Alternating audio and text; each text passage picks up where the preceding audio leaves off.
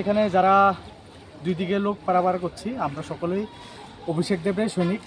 আমরা প্রতিনিয়ত প্রতি মুহূর্ত যারা বন্যার জলে আটকে পড়া মানুষগুলোকে আমরা উদ্ধার করে আমরা পারাবার করছি।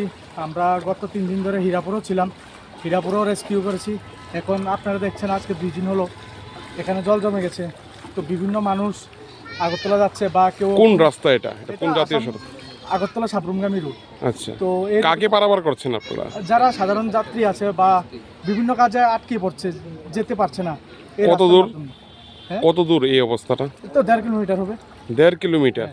আমরা 4-5 জন জমু উচ্চার ভাইরা আচ্ছা, নৌকা ঠেলে ঠেলে ফ্রি অফ কস্টে লোকদের নিয়ে যাচ্ছি এবং আনছি।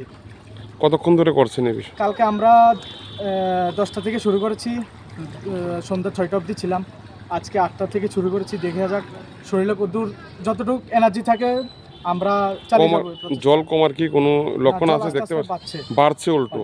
গলা সমান জল হয়ে গেছে আজকে হাইওয়ের মধ্যে।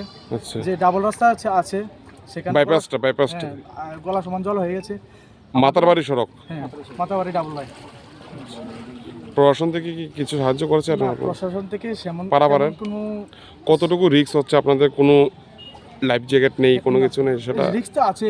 হঠাৎ জলে ঠেলা দেয়, তারপর বিভিন্ন সাপ বা বিভিন্ন বিষাক্ত পোকারও একটা ভয় থেকে থাকছে বা যুগ। তো আমরা সেই ডরকে উপেক্ষা করেই আমরা যাত্রী পারাবার করছি।